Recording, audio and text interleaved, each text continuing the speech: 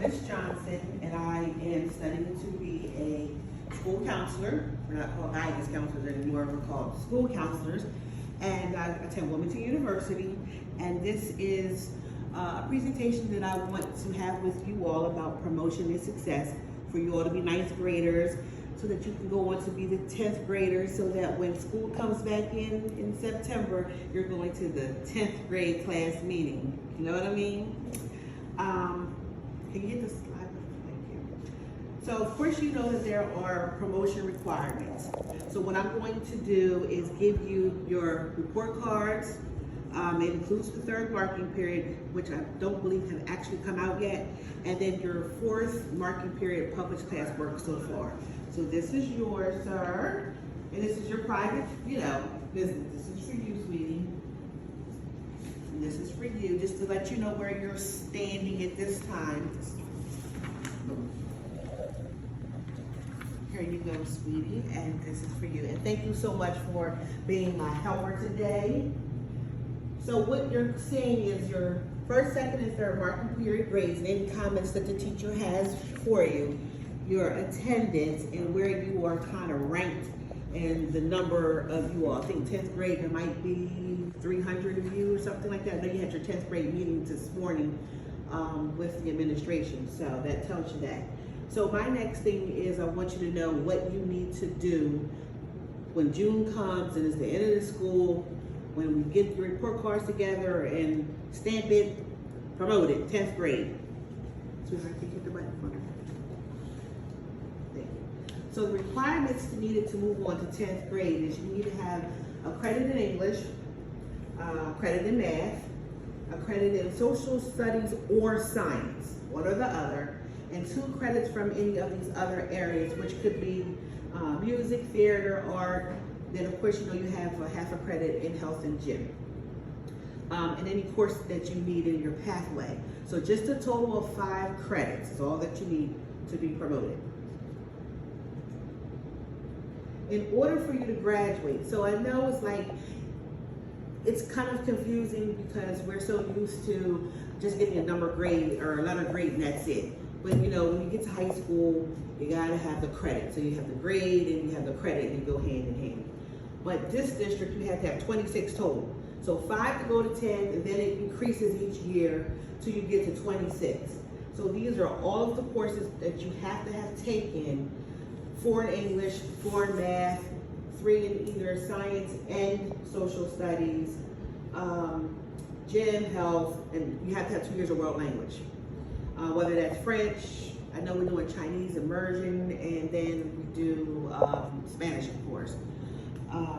So then you have to take 3 years of something in your career pathways and 4.5 electives.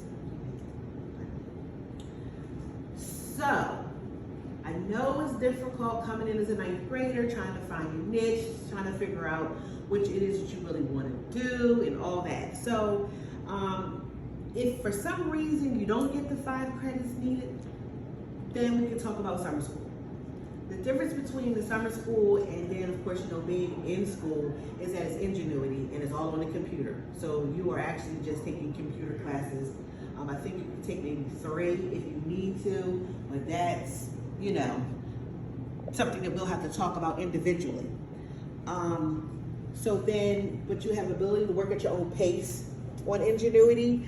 Not having the concepts really explained that well might be a little hard for some, especially in math maybe, where it's a lot of rules and formulas.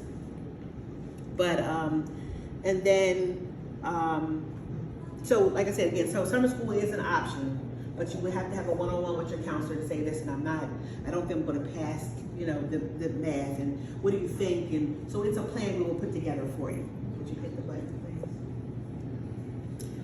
So one problem that is obvious to a lot is attendance.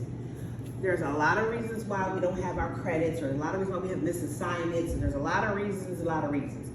But attendance seems to be one of the major things, and that is just come to school. I know, you might not feel well, today might not be a good day, but if you just come to school, try to give your best, then maybe summer school wouldn't even be a conversation.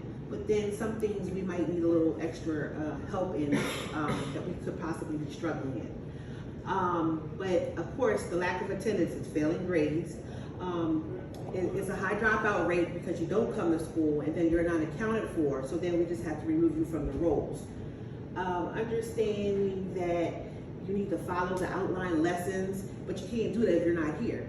So like for instance, math, you have pre-algebra, algebra, you have to learn the formulas for multiplication of this, and then division if it's this rule and all that. But if you can't or not here, then you don't know the rules to do when it's time to do the problem. So, and it's kind of hard to understand some things. I'm not really good with the rules of algebra, I'm gonna tell you the truth. So I'm just saying, if you don't understand it and you're not here, how are you gonna connect? Can you go to the next one? So missing more than 10% of a school academic year is an attendance issue. And so what is unexcused is one of the favorites, hanging in the bathrooms. I don't understand it, but there are students that like to hang out in the bathrooms, they walk the halls. They're visiting other teachers that are not on their schedule, so they're being marked absent. You missed the school bus, taking a family trip where you're overstepped. These rules are not, according to the code of conduct, acceptable to miss school. So, but these are the common rules we see. So, I just wanted to give you a jump start. We're 2 weeks, I think, into this last marking period or something like that. So the remaining school days in the month of April are 9. Give or take. School days in May is 21, and school days in June is 6. So if you add this up, this is about 7 weeks, 7 weeks of school that's left to try to change the things around so that you can meet that 5 credit mark. We have resources available to you if you need them. Here's a QR code if you would like to, after the fact, come up and do this for peer-to-peer tutoring. So that's one-on-one tutoring, whether it's math, social studies, whatever you are struggling in, there's a tutor that we have available to help you. You can also refer to the student manual, which you all reviewed in the early part of the year and signed on a piece of paper saying that you reviewed this. And what it's saying is that it tells you all of the courses that you have to take, the whole 26 bundle, what happens each year, and all of that. So if you do not have a physical copy, you can always look on the school website and review it if that's going to help you. Also with this, you should have by now met with your guidance counselor, your school counselor, and talked about scheduling for next year. If you haven't, then I would do that, because even if you are in a pickle now, like I said, there could be a plan put in place for you to get all caught up. So you don't have the same thing here, but just make sure you see your counselor if you feel like, I'm not so sure, just so that you already, are on the know to know. So what can you do at this time? So at this time, because you have your printouts, you can either go to Schoology or Home Access and see what grades you're missing or what assignments are missing. Keep up on your grades, check to make sure, okay, I know I turned in an assignment, but I don't see a grade here. You have to advocate for yourself with your teachers. There are like 150 students, maybe a teacher has, and they might have just misplaced it or thought they put the grade in and didn't, but it's for you to keep up with that. Speak to your teacher for any missing work and ability to complete it, even if it's for less than full credit. Some credit is better than none. Speak to your teacher and ask for any extra credit work. I was really big with this even when I was in school. My mother was a teacher. Go see if you can do a newspaper article and write a summary on it, whether you get 10 points or 15 points, but you advocated for yourself, you took the initiative, and so that's all the teacher wants you to do. So that means a lot. So I've actually had to do that. Make an appointment to speak to your counselor for any additional options, as I said, to include summer school, or any other available resources in the guidance office, like peer-to-peer tutoring, and then be present for the remainder of the school year. I kind of outlined how many days is left. It's not that many, but that might show a different pattern for the teacher, like, okay, well, so-and-so's really trying to do a little bit better. Let me see if I can work a little harder with that person and you know, change some things around for them because they are trying. The next slide, please. A GPA. From my understanding, a lot of times you all are misinformed about your grade point average and what it really means. But it is the most comprehensive indicator of your overall high school performance. This GPA, whether you believe it or not, if you go for a job after high school, they want to verify that you actually graduated high school. So you have to do a verification form, whether they're calling and asking or whether they actually want a copy of your transcript or what have you. The number to where you rank as far as your GPA is on the bottom of your transcript. And they're like, wow, they are ranked number 200 in a class of 200. I don't know. So your GPA can decide about a job for you. And also, of course, if you want to go to either a trade school or a four-year college or even a two-year college, it will also give them an indication of how much money they can award you or exactly what kind of classes. Sometimes you can go to college and you have to take a prerequisite, which is not even classes that you need, but to get you from here over the hump. It's something in between. Some colleges call it the bridge program, where you actually stay on campus for 6 weeks. I don't know if they really still do that, but I know at one point they did. And you kind of got the feel of how college works, and then they gave you full acceptance.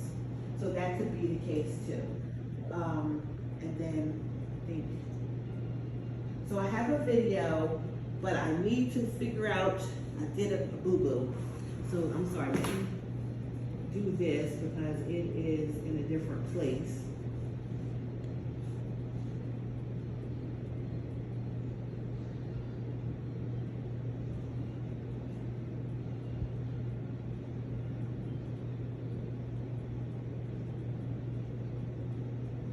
This has given me the opportunity to really challenge myself in ways that I never thought that I could be challenged. Somebody asked me why I attend school. What's the big deal? Is attendance really that important? Attendance is very, very important. So listen up, parents. Here are 3 tips to have better attendance. Number 1, Make sure you get a full night's rest. I need to be wide awake to learn. Number 2, Get a signal. we all get sick. It happens. Number 3, Respond to school messages. if the school calls, it's important. Hello, is this the school? I know you're busy. They're just trying to make sure we do our best. Attendance is important because my education matters. We really care about school, so help us be there. To learn more, check out the district website. That would be great if that was for your parent, right? But I cannot seem to understand where the video is that I want. Let me see the PowerPoint. Give me a second, please.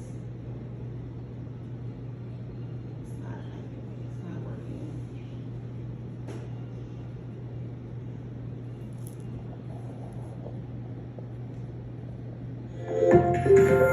There it is. Sorry.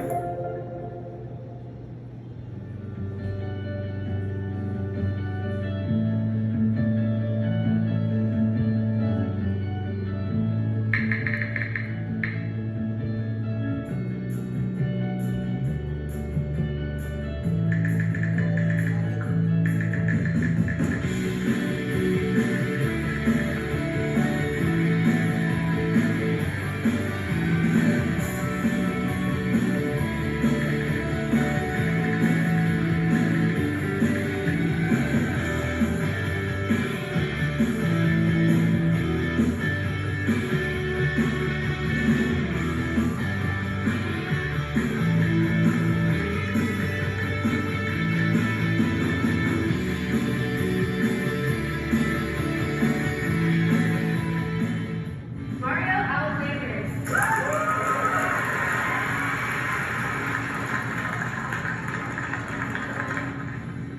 Tyson Baker.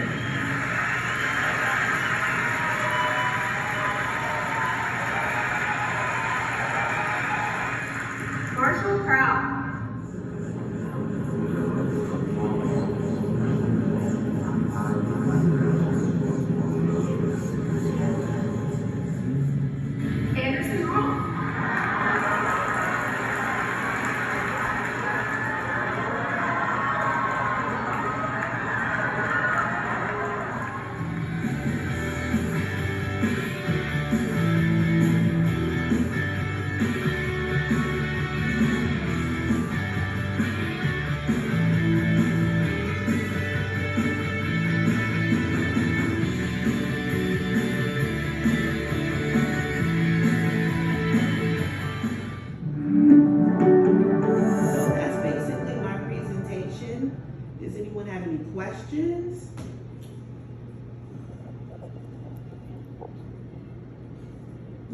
question is a dumb question, and I know you don't want to put anything out in front of anyone else, but I know you had a general question.